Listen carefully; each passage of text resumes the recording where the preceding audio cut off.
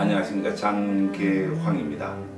오늘은 지난 시간에 이어서 한일 간의 지금 현재 문제점에 대한 근본적인 원인 문제, 대한민국은 일제 41년 동안 식민지배를 받았다고 하는데 일본은 대한민국을 식민지배한 적이 없다라고 하는 인식 때문에 지금 현재 한일 문제의 갈등의 근본적인 원인이라고 말씀했습니다.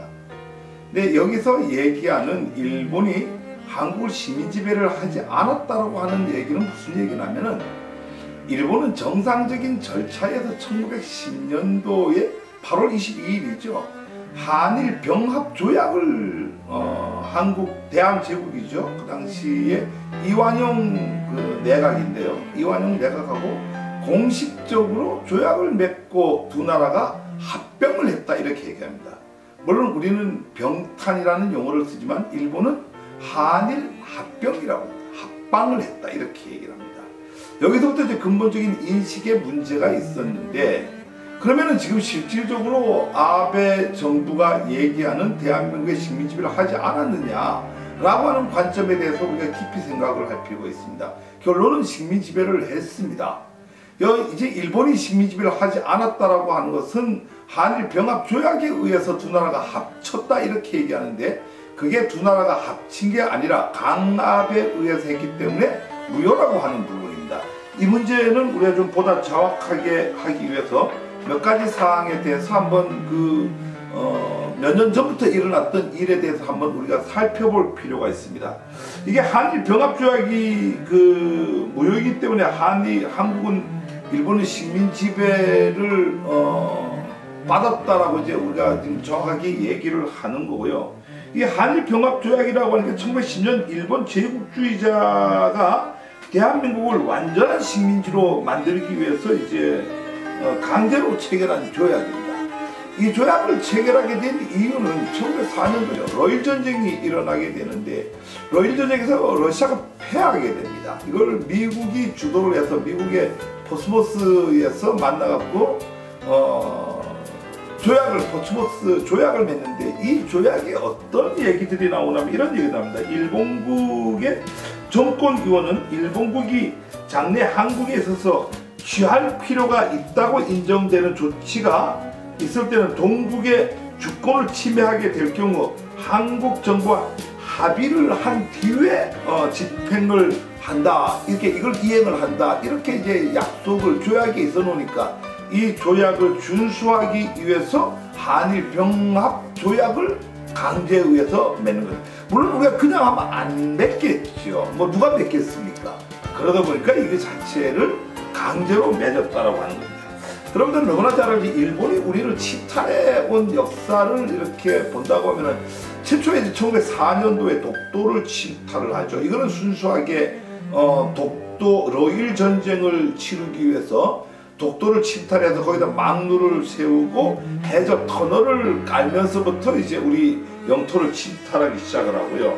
1905년도에 11월 17일 날 여기에 의해서 을사늑약을 체결하죠. 뭐 여러분은 너무나 잘 알겠지만 을사늑약을 체결을 함으로써 우리의 애교권을 박탈을 하고, 뭐 거기에서 애교권 박탈해서 뭐 저 멀리 뒤에 가면 1909년도에 뭘 하게 되죠? 우리 간도 땅을 청나라하고 교환을 하는, 그러니까 청나라는 일본한테 뭐 어떤 탄광 채굴권이라든가 철도 부설권 이런 걸 주고, 일본은 청나라인데 우리 땅 간도를 주는 간도 협약을 맺게 되죠.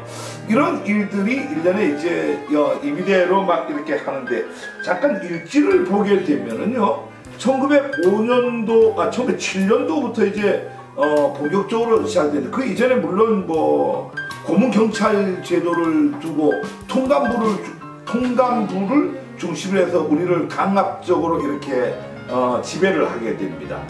1907년도 5월달에 이제 이완용 내각을 이렇게 수립을 하고 통감부 산하에 그 내각을 이렇게 둠으로써 실질적인 통치를 시작을 하게 되죠. 같은 해에 이제 6월달에 이제 제2차 만국 평화회의가 네덜란드 헤이그에서 이렇게 열리게 되는데, 이때 우리 고종이 이준 열사, 너무나 잘 알잖아요. 이준 열사라든가 이상설, 이희중 이런 세 분들을 해외에 보내게 되죠. 이거를 이제 일본이 상당히 이제 기분 나쁘게 생각해갖고 고종을 강제로 하야를 시킵니다. 그게 언제냐면은 7월 19일이란 1907년도 7월 19일 날에 고종을 하야를 시키고 바로 누구를 하죠? 순종이죠. 순종을 바로 즉위를 이렇게 시키는 이런 일을 단행을 하고 7월 22일 날에 대한제국의 사법권을 완전히 통감부에다가 이양을 시킵니다. 그리고 우리의 고종을 퇴위시키고 순종을 안 시켜놓고 며칠 뒤에 우리 사법부를 일본 통감부에다가 이양을 하는 이런 일이 벌어지고 7월 24일 날에 이제 고종하고 5일 뒤에 한일 신협약, 그런 거 잘 알고 있죠. 정비 칩조약이라고 합니다. 이거를 맺어갖고 직접 통치를 하는 기반을 여기서 이렇게 마련을 하게 되고, 뭐 이때 이제 신문법 이런 걸 다 바꿔갖고 언론을 통제를 전부 하고요. 며칠 뒤 7월 27일 날에 이제 집회 결사 금지법인 보안법을 제정해서 이제 발표를 하고 7월 30일 날에 대한제국의 군부를 폐지를 해갖고 8월 1일 날에 대한의 군인을 강제로 해산을 시키죠. 이미 이렇게 함으로써 일본은 우리를 완전 통치할 수 있는, 그러니까 그 한일 병합 조약을 맺을 수 있는, 강제로 대한제국을 통치할 수 있는 이런 기반들을 다 만들었다라고 하는 거죠. 그래서 1910년도에 들어서서 이제 5월 30일 날 이제 여러분 잘 아는 데라우치가 이제 육군 군부 대신이죠, 일본에. 우리 조선 총독부의 통감부를 장악을 하게 된, 겸직을 하게 됩니다. 6월 달에 들어서서 한국 그 경찰 사무를 통감에다가 전부 이관을 시키는 일을 하고, 그러니까 사법부 갖고 가고 언론 결사의 자유 다 없애버리고 한국 경찰 갖고 가고 군부 해산시키고 이런 일련의 일들을 전부 벌였다라고 하는 거죠. 7월 29일 날 이완용 총리 대신 박재순 내무 대신 이렇게 해갖고 이완용 내각을 7월 달에 이제 구성을 해서 8월 16일 날에 병합조약을 이완용과 협의를 하죠. 그렇게 해서 대망의 8월 22일 날 이완용하고 이제 조약을 맺고, 뭐 형식적으로는 이완용 내각과 공식적으로 맺은 게 되는 거죠. 근데 조금 전에 제가 말씀드린 일련의 과정을 본다면 강압에 의해서 했다, 이렇게 하고 이제 여론이 무서워갖고 바로 발표를 못합니다. 못하고 이제 8월 22일 날에 한일 병합 조약에 대해서 이제 대외적으로 이제 맺고 29일 날에 이제 반포를 공식적으로 하죠. 그래서 우리가 이제 병탄이 8월 29일 날 됐다 이렇게 얘기를 하는 것은 그날은 반포를 한 날입니다. 실질적 계약을 조인을 한 게 된 것은 8월 22일 날 조인을 했습니다. 여러분들 뭐 잘 알고 있다시피 한일 병합조약의 내용을 뭐 간단하게 살펴보면요, 이게 뭐 말이 안 되는 조약의 내용입니다. 우리가 양국이 이렇게 병합조약을 맺는다라고 해서 1대1의 관계 속에서 맺어야 되잖아요. 제가 잠시 한번 읽어드릴까요? 뭐 여러 개 조항인데 2개 조항만 먼저 읽어보면요, 제1조는 한국 황제 폐하는 한국 정부에 관한 일체의 통치권을 완전 또는 영구히 일본 황제 폐하께 양려한다. 이게 제1조입니다. 제2조는 일본국 황제 폐하는 전조에 기재한 양려를 수락하고 전년 한국을 일본 제국의 병합함을 승낙한다. 이게 뭐 말이 되는 조약인가요? 한국의 일체 통치권을 완전하게 준다라고 하는 게 어디 있나요? 그리고 일본 천황은 이걸 승낙한다라고 하는 이런 말 안 되는 강제 이 조약을 맺은 게 바로 한일 병합 조약이라고 하는 거고, 일본은 지금 이 한일 병합 조약을 기준으로 해서 식민 지배를 한 게 아니고 두 나라가 합쳤다. 그래서 1945년 8월 15일이라고 하는 것은 일본이 패전을 하기 때문에, 전쟁에 지기 때문에 더 이상 대한제국을 유지 관리할 능력이 없기 때문에 그날부로 일본에서부터 대한제국을 분리한다. 이렇게 해갖고 우리는 해방이라고 하지만 일본은 분리라고 한다는 얘기가 겁니다. 그래서 이제 가장 중요한 것은 이런 일련의 그 병합조약이 무효라고 하는 것을 이제 우리가 정확하게 이제 밝히고 이렇게 해야 되는데 이런 어떤 부분들은 평가는 뭐 명확하게 나타난다고 하는 거죠. 일본이 이 병합 한일 병합 조약이 왜 무효인지에 대해서 말씀드리겠습니다.